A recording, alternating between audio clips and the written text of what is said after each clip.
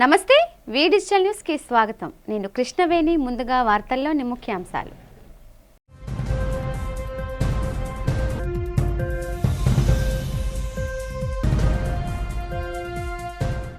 విజయవాడ వేదికగా విజయవంతంగా జరిగిన అరబ్ ఎమిరేట్స్ ఇన్వెస్ట్మెంట్ గ్లోబల్ సదస్సు అంతర్జాతీయ పెట్టుబడులకు ఆంధ్రప్రదేశ్ గేట్వేగా మారుతుందన్న ముఖ్యమంత్రి చంద్రబాబు.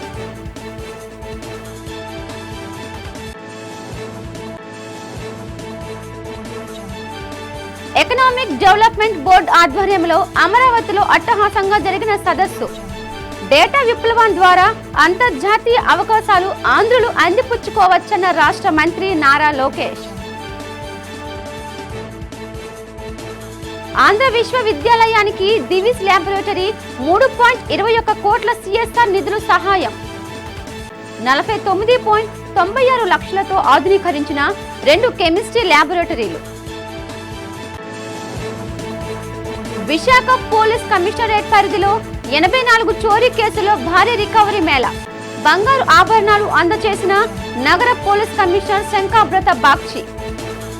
అంతర్జాతీయ పెట్టుబడులకు ఆంధ్రప్రదేశ్ గేట్వేగా మారుతుందని ముఖ్యమంత్రి చంద్రబాబు నాయుడు ధీమా వ్యక్తం చేశారు. విజయవాడలోని నవోటెల్ హోటల్లో యునైటెడ్ అరబ్ ఎమిరేట్స్కు చెందిన ఇన్వెస్టోపియో గ్లోబల్ ఏపీ 2025 సదస్సుకు యుఏఈ ఆర్థిక పర్యాటక మంత్రి అబ్దుల్లా బిన్ తౌక్ అల్ మర్రీతో కలిసి ముఖ్యమంత్రి చంద్రబాబు నాయుడు హాజరయ్యారు. ఈ సందర్భంగా ఆయన మాట్లాడుతూ రానున్న ఏడాదిలో ఆంధ్రప్రదేశ్ $120 బిలియన్ పెట్టుబడులను ఆకర్షిస్తుందని నమ్మకాన్ని వ్యక్తం చేశారు. అందుకు అనువుగా రాష్ట్రంలో విధానాలకు రూపకల్పన చేశామని స్పష్టం చేశారు. రాష్ట్రానికి వచ్చే పెట్టుబడులు ప్రాజెక్టులకు తాను సమన్వయకర్తగా ఉంటానన్నారు. సుదీర్ఘ తీర ప్రాంతంతో పాటు చమురు, గ్యాస్, ఫుడ్ ప్రాసెసింగ్, మైనింగ్, పర్యాటకం, ఆతిథ్యం ఇలా వేర్వేరు రంగాల్లో పెట్టుబడులకు ఆంధ్రప్రదేశ్లో అపారమైన అవకాశాలు ఉన్నాయని ఆయన స్పష్టం చేశారు. వ్యూహాత్మకంగా తూర్పు తీర ప్రాంతంలో ఉన్న ఏపీ ఉత్తర, దక్షిణ భారత్కు వారధిగా ఉందన్నారు. భారత్లో ఏపీని సందర్శించిన తర్వాతే ఇతర ప్రాంతాలకు వెళ్లి చూడాలని దావోస్లో యుఏఈ మంత్రి అబ్దుల్లా బిన్ తౌక్ అల్ మర్రీని ఆహ్వానించానని, ఈ మేరకు ఏపీలోని విజయవాడలో ఇన్వెస్టోపియా సదస్సు నిర్వహించినందుకు ఆయనకు ధన్యవాదాలు తెలుపుతున్నామన్నారు.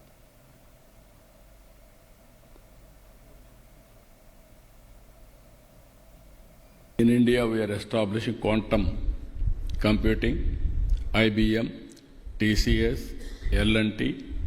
Already we have come to an understanding. By 1st January 2026, quantum computing is going to operate from India, that is in Amaravati. I am saying, America is having Silicon Valley. India is having Quantum Valley, that is in Amaravati. So you can imagine now technology, how we are going to use it in all walks of life. Today, all of you are here. I can say one thing, my government totally is online. Vijayawada నవోటెల్ హోటల్లో economic development board ఆధ్వర్యాన జరిగిన ఇన్వెస్టోపియో global Andhra Pradesh సదస్సులో మంత్రి నారా లోకేష్ పాల్గొన్నారు. ఈ సందర్భంగా AI data సెంటర్లపై జరిగిన చర్చలో మంత్రి లోకేష్ మాట్లాడుతూ సౌత్ ఏషియాలోనే తొలి 152 బిట్ క్వాంటమ్ కంప్యూటర్ ఏపీ రాజధాని అమరావతిలో జనవరిలో ఆవిష్కృతం కాబోతుందన్నారు. ఇది యావత్ ఎకోసిస్టమ్ను మార్చబోతుందని చెప్పారు. విశాఖపట్నం డేటా సిటీగా అభివృద్ధి చెందుతోందని అన్నారు. అంతర్జాతీయంగా పలు ప్రఖ్యాత సంస్థల్లో విశాఖలో తమ డేటా సెంటర్లను ఏర్పాటు చేసేందుకు ముందుకు వచ్చాయని తెలిపారు. ఇప్పటి వరకు సాంప్రదాయ విద్యా విధానం కొనసాగుతున్న నేపథ్యంలో ఏఐ వంటి అధునాతన సాంకేతికతకు ట్రాన్స్ఫర్మేషన్ కష్టతరమైన పని అని, అంతర్జాతీయంగా వస్తున్న మార్పులకు అనుగుణంగా పాలిటెక్నిక్, డిగ్రీ, ఇంజనీరింగ్ విద్యలో ఏఐ స్కిల్ డెవలప్ ప్రోగ్రాంలు ప్రవేశపెడుతున్నామని వివరించారు. ఏఐ, క్వాంటమ్ కంప్యూటింగ్ వంటి పాఠ్యాంశాలతో కరిక్యులంలో నమూనాల మార్పు తెస్తున్నామని మంత్రి లోకేష్ పేర్కొన్నారు.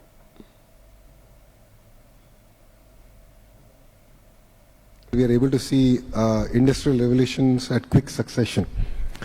You know, in the past we've seen how airport transforms the entire economy. Like look at Hyderabad airport. I think now contributes close to 16 or 18% of Telangana's GDP. I believe that's what data centers actually can do. And data centers can be the nucleus for actual innovation and to kickstart the entire economic activity. This is the foresight that we had way back in 2017-18 when ChatGPT in the current form didn't even exist. That's where we roped in all of them to come to Vizag to make it the data city for India. Last 5 years was a blip, but now we are sort of accelerating that journey. And we want to lead the entire data revolution in India, and we believe we have the right ingredients. Visakha police commissionerate పరిధిలో recovery Mela నిర్వహించారు. June నెల recovery Mela వివరాలను CP Shankhabrata Bagchi వెల్లడించారు. Visakha police commissionerate పరిధిలో June నెలలో 84 చోరీ కేసులు నమోదయ్యాయని, June నెలలో 59 చోరీ కేసులను ఛేదించి 73 మంది నిందితులను అరెస్టు చేశామని పేర్కొన్నారు. 1.6 కోట్ల విలువగల సొత్తును రికవరీ చేశామని, అందులో 12 కేజీల బంగారం, 427 గ్రాముల వెండి, 5.67 లక్షల నగదు, 6 ఆటోలు, 3 ద్విచక్ర వాహనాలు స్వాధీనం చేసుకున్నామని తెలిపారు. 60 లక్షల విలువైన 400 సెల్ ఫోన్లు కూడా రికవరీ చేసినట్లు తెలిపారు. గతంతో పోల్చుకుంటే జూన్ నెలలో రికార్డు స్థాయిలో చోరీ కేసులలో రికవరీ చేశామని, విశాఖ పోలీస్ కమిషనరేట్ పరిధిలో ఈ ఏడాదిలో సుమారు 10 కోట్ల విలువైన 6,534 సెల్ ఫోన్లు ఉండటం రికార్డని అన్నారు. అయోధ్య రామమందిరం సెట్ నిర్వాహకులపై భద్రాచలం దేవస్థానం అధికారులు ఫిర్యాదు చేశారని, అధికారుల ఫిర్యాదుతో 3 నిర్వాహకులపై కేసు నమోదు చేసి దర్యాప్తు చేస్తున్నామని తెలిపారు.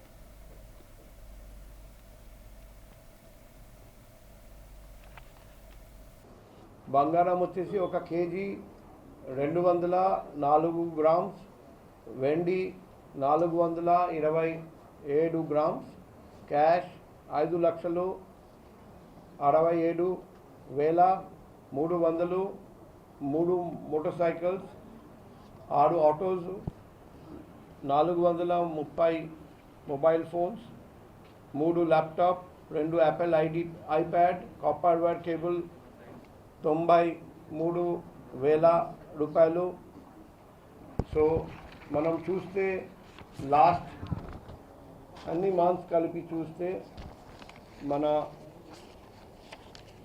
అక్టోబర్ నెల 88 లక్షలు విలువైన ప్రాపర్టీ రికవర్ చేయడం జరిగింది. నవంబర్లో 89, డిసెంబర్లో 90 లక్షలు, జనవరి 92 లక్షలు, ఫిబ్రవరి 93 లక్షలు, మార్చ్ 95 లక్షలు, ఏప్రిల్ 1,23,000 రూపాయలు, మే 1,04,97,000 రూపాయలు, అండ్ జూన్లో 1,06,03,665 రూపాయలు.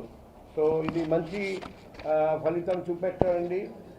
మన క్రైమ్ వింగ్ రీసెంట్గా జరిగిన చాలా ఆఫెన్సెస్ కూడా వాళ్ళు డిటెక్ట్ చేశారని నేను డీసీపీ క్రైమ్స్ తర్వాత మన అధికారం కోసం ఆచరణ సాధ్యం కాని హామీలను గుప్పించి ప్రజలను మోసం చేసిన ఘనుడు చంద్రబాబు నాయుడు అని వైసీపీ జిల్లా అధ్యక్షుడు కేకే రాజు ఎద్దేవా చేశారు. 43వ వార్డులో ఆ పార్టీ నేతలు డి శ్రీనివాస్, జక్కంపూడి సత్యనారాయణ, ఆడారి, పారుపల్లి రవి ఆధ్వర్యంలో బాబు షూరిటీ మోసం గ్యారంటీ అనే కార్యక్రమం జరిగింది. ఈ కార్యక్రమంలో కేకే రాజు మాట్లాడుతూ రాష్ట్ర ప్రభుత్వం వైఫల్యాలను ప్రజల్లోకి విస్తృతంగా తీసుకువెళ్లాలని పార్టీ శ్రేణులకు పిలుపునిచ్చారు. చంద్రబాబు ఇచ్చిన హామీలు అమలు చేయలేని హామీలను ప్రజలకు తెలియచేయాలని కోరారు. ప్రజలు ఆశావాదాన్ని ఆసరాగా తీసుకొని చంద్రబాబు ప్రజలను మోసగించాలని ఆగ్రహం వ్యక్తం చేశారు. కూటమి నాయకులను తమను ఎందుకు మోసగించాలని ప్రజలు నిలదీయాలని కేకే రాజు పిలుపునిచ్చారు. ఈ కార్యక్రమంలో జీవీఎంసీ వైసీపీ ఫ్లోర్ లీడర్ బాణాల శ్రీనివాస్, వైసీపీ నేతలు ఎం గోపి, బి శ్రీనివాస్, ఎస్ తిరుపతి, మౌనికారెడ్డి, శ్రీదేవి, ఖాదర్, గణేష్ తదితరులు పాల్గొన్నారు.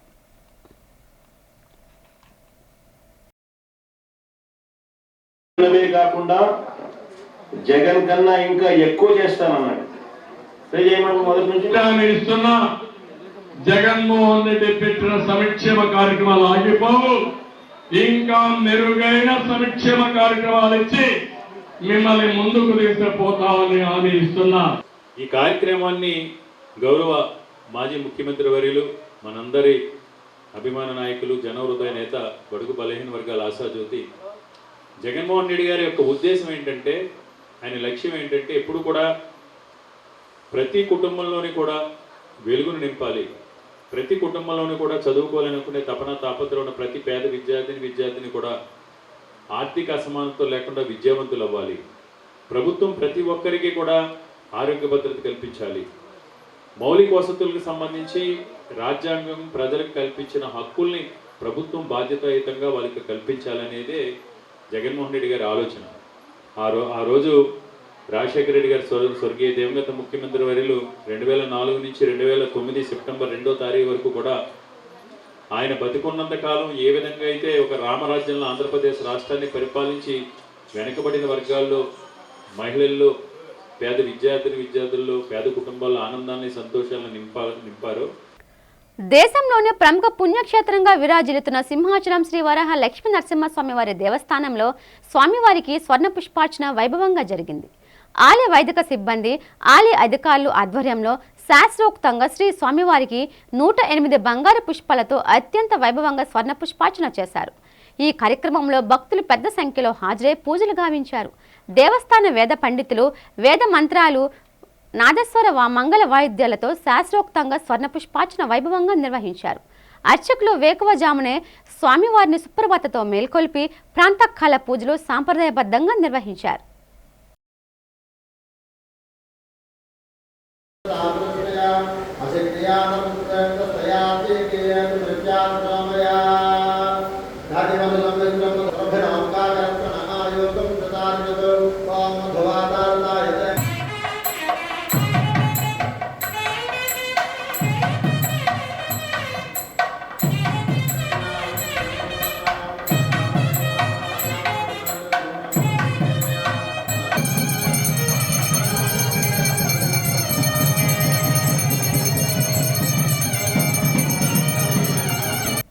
పర్యావరణ హితంగా విత్తన రాఖీలు తయారు చేద్దామని ఆంధ్రప్రదేశ్ కాలుష్య నియంత్రణ మండలి అసిస్టెంట్ ఎన్విరాన్మెంట్ ఇంజనీర్ శ్రీలక్ష్మి కోరారు.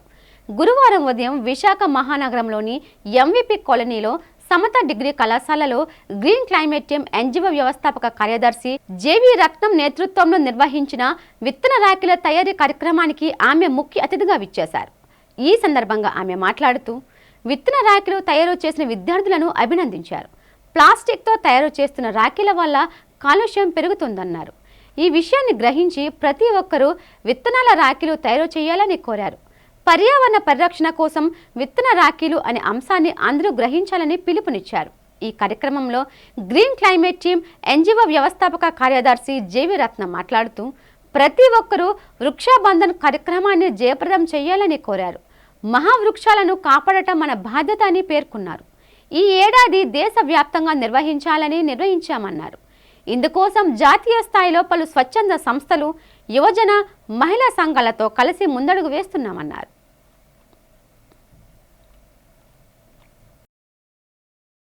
And we are very happy that today in collaboration with Green Climate పర్యావరణ రక్షించవలసిన బాధ్యత మనకు ఉన్నదని చెప్పి మరొకసారి పిల్లలతో కూడా అవగాహన తెలియజేయడం కోసం we have been conducting this activity here.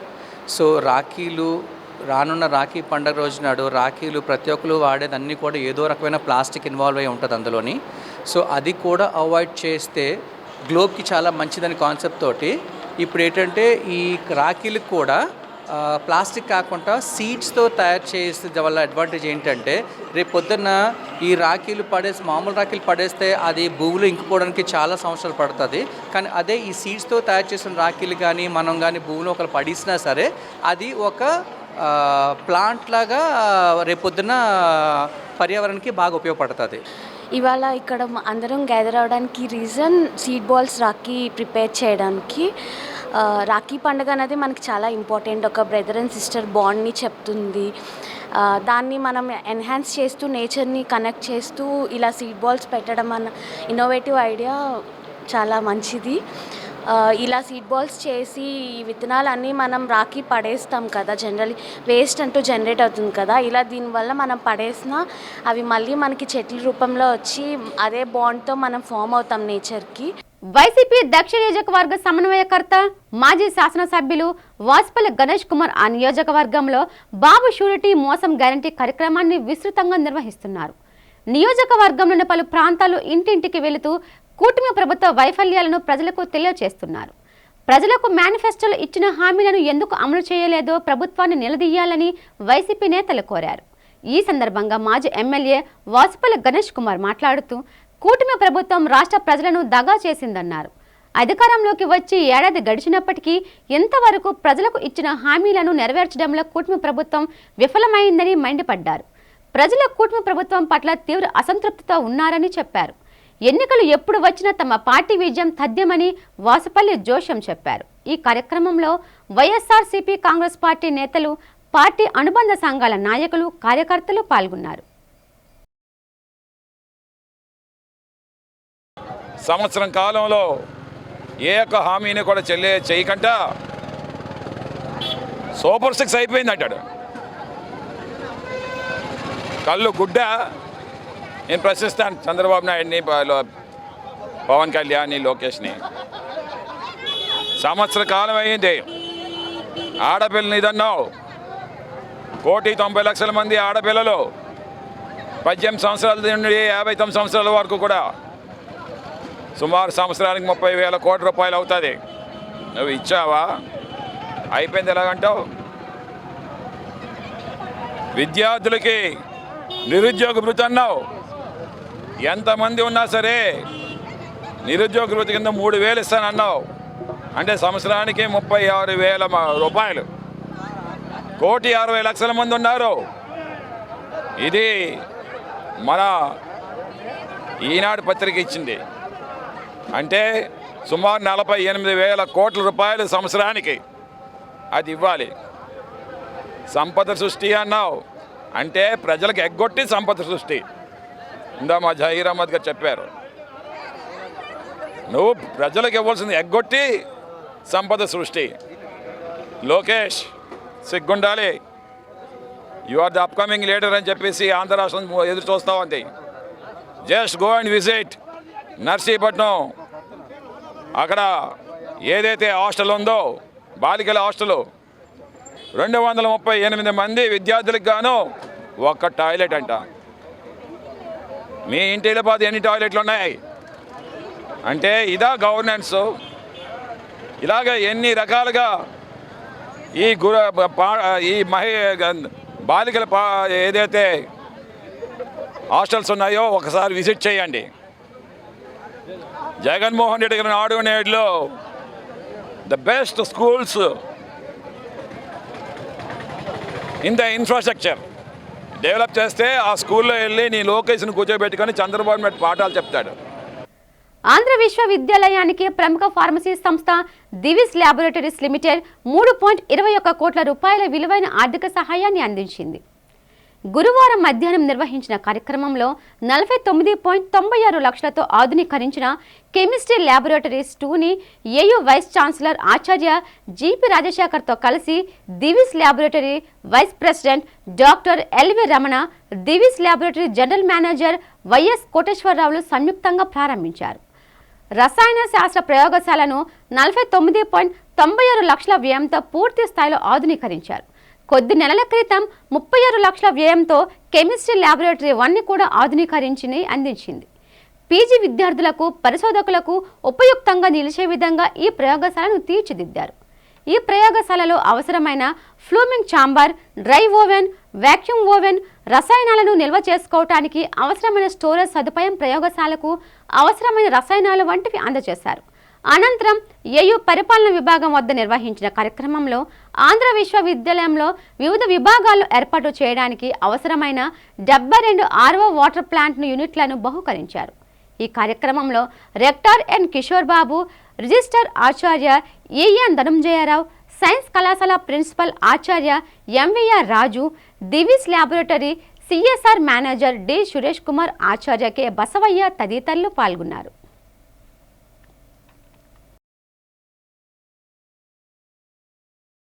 అందరికీ నమస్కారం అండి. ఈరోజు దివిస్ ల్యాబొరేటరీస్ వారు ఆంధ్ర యూనివర్సిటీలో పలు రకాల కార్యక్రమాలు వాళ్ళ సిఎస్ఆర్ స్కీమ్ ద్వారా చేయడం జరిగింది. ముఖ్యంగా కెమిస్ట్రీ ల్యాబొరేటరీస్ అధునాకరణ కార్యక్రమం చాలా అద్భుతమైన రీతిలో చేశారు. ఇప్పుడే ఆ ల్యాబ్ ఇనాగరేషన్ చూశారు మీరు. ప్రీమియర్ ఇన్స్టిట్యూట్స్లో ఉన్న ల్యాబొరేటరీస్కి ఏ విధంగా తగ్గకుండా అంతకంటే మించి కెమిస్ట్రీ ల్యాబ్ని అధునాకీకరణ చేసి వివిధ రకాల పనిముట్లతో దివీస్ వాళ్ళు ఇవ్వడం జరిగింది. అలాగే ఆంధ్ర యూనివర్సిటీకి ఈరోజు 72 ఆర్ఓ ప్లాంట్స్ వివిధ రకాల కెపాసిటీలవి వాళ్ళు డొనేట్ చేయడం జరిగింది. అవన్నీ ఇన్స్టలేషన్స్ జరిగాయి. ఈ సందర్భంగా దివీస్ వారి యజమాన్యానికి, దివీస్ ల్యాబొరేటరీస్ కంపెనీ యజమాన్యానికి ఆంధ్ర యూనివర్సిటీ ఫ్యామిలీ తరపున, ఆంధ్ర విశ్వకళా పరిషత్ కుటుంబం తరపున అనేక ధన్యవాదాలు తెలియజేసుకుంటున్నాం. ఆంధ్ర యూనివర్సిటీ సెంటినరీ సెలబ్రేషన్స్ శతాబ్దోత్సవాల సందర్భంగా దివీస్ వారు ఇటువంటి కార్యక్రమం చేపట్టడం మేము కృతజ్ఞతలు తెలియజేసుకుంటున్నాం. అలాగే ఈ సెంటినరీ 1 year వివిధ రకాల కార్యక్రమాలు వివిధ కంపెనీల ద్వారా చేయడానికి రూపకల్పన చేయడం జరిగింది. తప్పకుండా ఇటువంటి కార్యక్రమాలు మరిన్ని ఆర్ఓ ప్లాంట్స్ కూడా తీసుకుని ముందుకు వెళ్ళడానికి కార్యరూపణ చేయడం జరిగింది. ధన్యవాదాలు.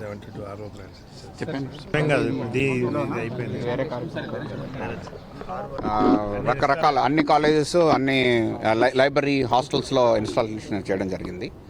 తప్పకుండా ఇది బృహత్తర కార్యక్రమం. దివీస్ వారికి ధన్యవాదాలండి.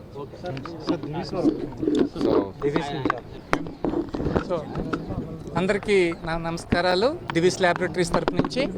సో ఇక్కడున్న వీసీ గారికి, ఫ్యాకల్టీ మెంబర్స్కి, స్టూడెంట్స్కి అందరికీ కూడా థ్యాంక్స్ అండ్ గ్రీటింగ్స్. సో ఈరోజు we are happy to be here at the Andhra university which has a rich history and the noted achievements. So we are also happy to be part of 2 important programs today. One is accessible drinking water to all the students, faculties and all the university and total university. And also we are happy to be part of the scientific learning through inauguration of the chemistry lab in this university. So we at Divis always strive for leadership through chemistry under the guidance of our founder and chairman Dr. Murali K. Divi, who started his journey as a chemist before he became an entrepreneur. Uttarandhra ఆరాధ్య దైవం, ప్రముఖ పుణ్యక్షేత్రంగా విరాజిల్లుతున్న సింహాచలం శ్రీ వరాహ లక్ష్మీ నరసింహస్వామి వారి నిత్య కళ్యాణం అత్యంత వైభవంగా జరిగింది. అర్జిత సేవల్లో భాగంగా అర్చక స్వాములు ఉత్సవమూర్తిని గోవిందరాజస్వామిని ఉభయ దేవతలతో మండపంలో అధిష్ఠింపచేశారు. నిత్య కళ్యాణంలో పాల్గొన్న భక్తులు గోత్రనామాలతో సంకల్పం చెప్పి పంచరాత్ర గమశాస్త్రం విధానంలో విశ్వకేన సారాధన, పుణ్యహవచనాలతో కార్యక్రమానికి శ్రీకారం చుట్టారు. కంకణ ధారణ, నూతన యజ్ఞపవిత సమర్పణ, జీలకర్ర బెల్లం, మాంగళ్య ధారణ, తలంబ్రాల ప్రక్రియను కమనీయంగా జరిపించారు.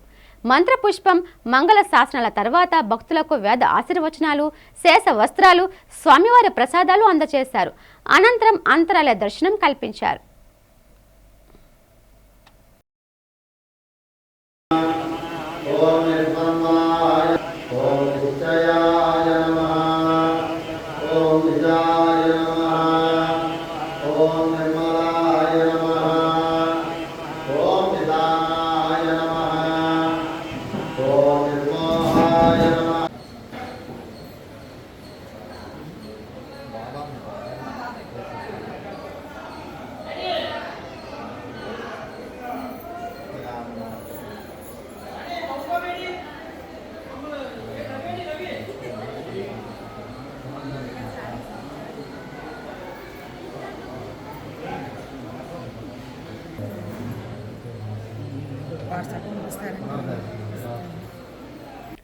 స్టీల్ యాజమాన్యం ఏకపక్షంగా కార్మికులను విభాగాలుగా మార్చడం, కాంట్రాక్ట్ కార్మికులను తొలగించడం, కార్మిక ఆర్థిక ప్రయోజనాలను ఉపసంహరించుకుంటూ తదితర అంశాలపై యాజమాన్య వైఖరిని తక్షణమే మార్చుకోవాలని స్టీల్ సిఐటియు గౌరవ అధ్యక్షులు జె అయోధ్యరాం డిమాండ్ చేశారు.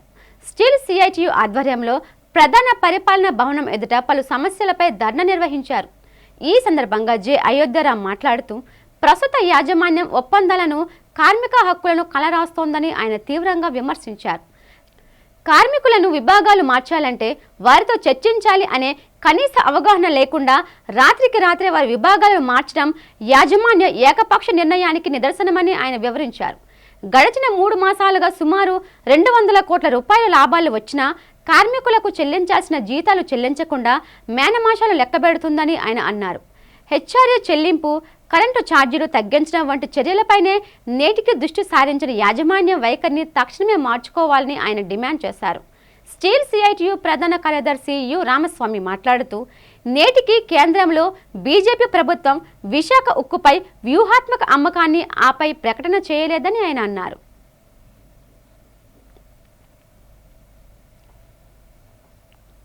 పునరుద్ధరిస్తామని చెప్పేసి ప్యాకేజ్ ప్రకటించింది. కానీ ప్లాంట్లో జరుగుతున్నది ఏంటి? ఓ&M కాంట్రాక్ట్ పేరుతో మొత్తం ఆపరేషన్ మెయింటెనెన్స్ కూడా ఆర్ఎంఎస్పీ ఈరోజు సెంట్రల్ ప్లాంట్ డిపార్ట్మెంట్ ప్రైవేట్ వాళ్ళకి అప్పచెప్తా ఉంది. ఇప్పటికే ఏ సపరేషన్ ప్లాంట్ ఏదైతే కొత్తగా కట్టారో దాంట్లో మొత్తం కాంట్రాక్ట్ చేసి నడిపించి జరుగుతూ ఉంది. కాబట్టి ఈ విధంగా విశాఖపట్నం స్టీల్ ప్లాంట్ లోనే ఒక్కొక్క డిపార్ట్మెంట్ ని ప్రైవేట్ వాళ్ళకి అప్పచెప్పేసి మొత్తం ప్రైవేటైజ్ చేయాలని చెప్పేసి కుట్రన జరుగుతూ ఉంది.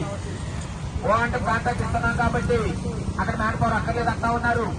అక్కడ పర్మనెంట్ కార్మికులు కానీ కాంట్రాక్ట్ కార్మికులు కానీ ఒక్కరు కూడా ఉండాల్సిన అవసరం లేదని చెప్పి చెప్తా ఉన్నారు. అంతా కూడా మెయింటెనెన్స్ కాంట్రాక్ట్ ఇచ్చేస్తున్నాం కాబట్టి సీఎంఎం డిపార్ట్మెంట్ లో వారి కార్మికులు అక్కర్లేదని చెప్పి చెప్తా ఉన్నారు. మిషనరీ అంతా కాంట్రాక్ట్ అప్ చెప్తున్నాం కాబట్టి రోలింగ్ మిల్స్ లో కానివ్వండి, ఆర్టిలరీ షాప్స్ లో కానివ్వండి మ్యాన్ పవర్ అక్కర్లేదు అంటా ఉన్నారు. మరి మొత్తం మ్యాన్ పవర్ తీసి అన్ని డిపార్ట్మెంట్ ప్రైవేట్ గా అప్పచెప్పిన తర్వాత స్టీల్ ప్లాంట్ ప్రభుత్వంలో ఉంటే ఏంటి, ప్రభుత్వం ప్రైవేట్ ఇస్తే ఏంటి అర్థం కావడం లేదు. కాబట్టి విశాఖపట్నం స్టీల్ ప్లాంట్ ని ఈ రోజున జగనమ్మాలని చెప్పేసి నిర్ణయం ఏదైతే ఉందో బీజేపీ కేంద్ర ప్రభుత్వం దాన్ని ఉపసంహరించుకోలేదు. ఉపసంహరించుకోకుండా విశాఖపట్నం స్టీల్ ప్లాంట్ ఒక్కొక్క డిపార్ట్మెంట్ ని ప్రైవేట్ కి అప్లై చేసే కార్యక్రమం చేస్తా ఉన్నారు. ఈ రోజు విశాఖపట్నం స్టీల్ ప్లాంట్ గత 3-4 నెలల నుంచి హైదరాబాద్ సంబంధిస్తా ఉంది. మన సమ్మె నోటీస్ ఇచ్చినప్పుడు లేబర్ కమిషనర్ దగ్గర డిస్కషన్స్ లో విశాఖపట్నం స్టీల్ ప్లాంట్ ఆర్థిక బలపడిన తర్వాత హెచ్ఆర్ఏ పునరుద్ధరిస్తామని చెప్పారు. మరి 200 కోట్ల రూపాయలు లాభం సంపాదించిన తర్వాత ఎందుకు హెచ్ఆర్ఏ పునరుద్ధరించలేదని అడుగుతా ఉన్నాం. పూర్తి జీతాలు చెల్లించేస్తాం. షరతుల్లో భాగంగా 11,440 కోట్లు ఇచ్చినప్పుడు కార్మికుల జీతాలు చెల్లించాలని చెప్పి దాంట్లో ఉందని చెప్పేసి నీటి సహాయ మంత్రి శ్రీనివాస్ వర్మ గారు పత్రికా ముఖంగా ప్రకటించారు. మరి ఈ రోజు వరకు కూడా ఎందుకు ప్రకటించడం లేదు? ఎందుకు కార్మికులకు జీతాలు పూర్తిగా చెల్లించడం లేదు? ఎందుకు ఈ యొక్క పెండింగ్ లో ఉన్న వేతనాలు చెల్లించడం లేదు చెప్పి అడుగుతా ఉన్నాం. అఫియా ఇన్వెస్ట్మెంట్ గ్రూప్ దుబాయ్కి చెందిన ఈ సంస్థ ఆంధ్రప్రదేశ్లో పెట్టుబడులు పెట్టేందుకు ముందుకు రావడం పట్ల హర్షం వ్యక్తం చేస్తూ ఆ సంస్థ చైర్మన్ మహమ్మద్ ఇక్బాల్ హుస్సేన్కు స్వాగతం పలుకుతున్నట్లు తెలుగు శక్తి అధ్యక్షుడు BV Ram, AP head doctor Pappuru Nikunj సాల్వాతో సత్కరించారు. ఈ సందర్భంగా నవోటల్ హోటల్లో జరిగిన విలేకరుల సమావేశంలో బివి రామ్ మాట్లాడుతూ, అన్ని రంగాల్లో ప్రోత్సాహకులను ప్రోత్సహించేందుకు 100 కోట్ల పెట్టుబడి పెట్టేందుకు ఏఐజీ సిద్ధంగా ఉందన్నారు. కొన్ని రాష్ట్రాల ముఖ్యమంత్రులు ఇతర దేశాలకు పెట్టుబడులు ఆకర్షించేందుకు వెళ్తున్నారని, ఆంధ్రప్రదేశ్కు కోరుండి పెట్టుబడి పెట్టేందుకు వచ్చిందన్నారు. ప్రభుత్వం విదేశాలకు వెళ్లి పెట్టుబడిదారులను ఆహ్వానిస్తుందని చెప్పారు. ముఖ్యమంత్రి చంద్రబాబు నాయుడు ఇలాంటి సంస్థను ప్రోత్సహించాలని కోరారు. బ్యాంకింగ్, డెవలప్మెంట్, రియల్ ఎస్టేట్తో పాటు ఇతర రంగాల్లో కూడా పెట్టుబడులు పెట్టేందుకు సిద్ధంగా ఉందని తెలిపారు. స్టార్టప్ కంపెనీలలో పెట్టుబడి పెట్టేందుకు సిద్ధంగా ఉందని, యువత దీనిని సద్వినియోగం చేసుకోవాలని కోరారు.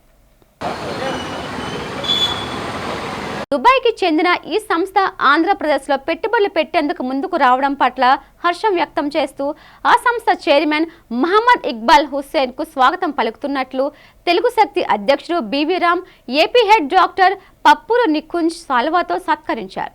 ఈ సందర్భంగా నవోటల్ హోటల్లో జరిగిన విలేకరుల సమావేశంలో బివి రామ్ మాట్లాడుతూ, అన్ని రంగాల్లో ప్రోత్సాహకులను ప్రోత్సహించేందుకు 100 కోట్ల పెట్టుబడి పెట్టేందుకు ఏఐజీ సిద్ధంగా ఉందన్నారు. కొన్ని రాష్ట్రాల ముఖ్యమంత్రులు ఇతర దేశాలకు పెట్టుబడులు ఆకర్షించేందుకు వెళ్తున్నారని, ఆంధ్రప్రదేశ్కు కోరుండి పెట్టుబడి పెట్టేందుకు వచ్చిందన్నారు. ప్రభుత్వం విదేశాలకు వెళ్లి పెట్టుబడిదారులను ఆహ్వానిస్తుందని చెప్పారు.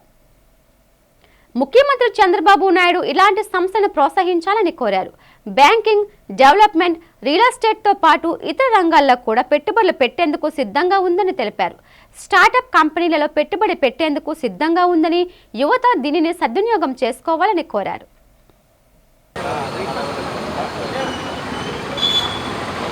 దుబాయ్కి చెందిన ఈ సంస్థ ఆంధ్రప్రదేశ్లో పెట్టుబడులు పెట్టేందుకు ముందుకు రావడం పట్ల హర్షం వ్యక్తం చేస్తూ ఆ సంస్థ చైర్మన్ మహమ్మద్ విలేకరుల సమావేశంలో బీవీరామ్ మాట్లాడుతూ అన్ని రంగాల్లో ప్రోత్సాహకులను ప్రోత్సహించేందుకు రాష్ట్రాల ముఖ్యమంత్రులు పెట్టేందుకు వచ్చిందన్నారు. వెళ్లి పెట్టుబడిదారులను ఇలాంటి సంస్థను బ్యాంకింగ్, డెవలప్మెంట్, రియల్ ఎస్టేట్తో పాటు పెట్టేందుకు సిద్ధంగా ఉందని తెలిపారు.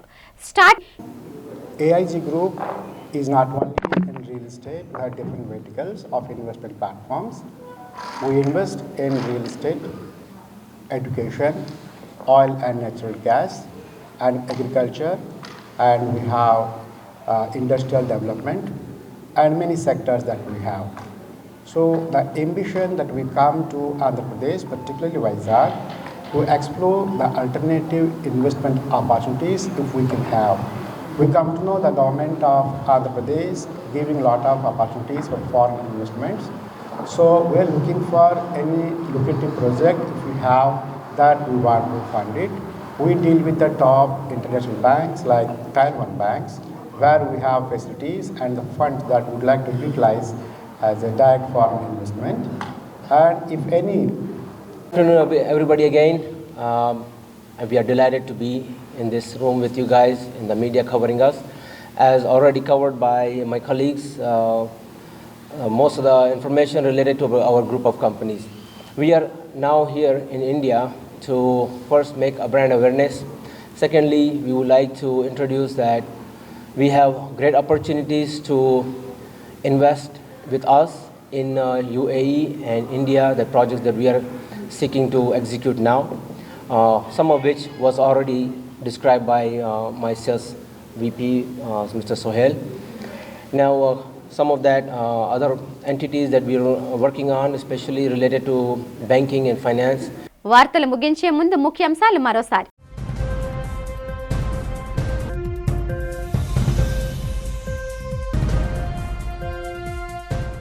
విజయవాడ వేదికగా విజయవంతంగా జరిగిన అరబ్ ఎమిరేట్స్ ఇన్వెస్ట్మెంట్ గ్లోబల్ సదస్సు. అంతర్జాతీయ పెట్టుబడులకు ఆంధ్రప్రదేశ్ గేట్వేగా మారుతుందన్న ముఖ్యమంత్రి చంద్రబాబు.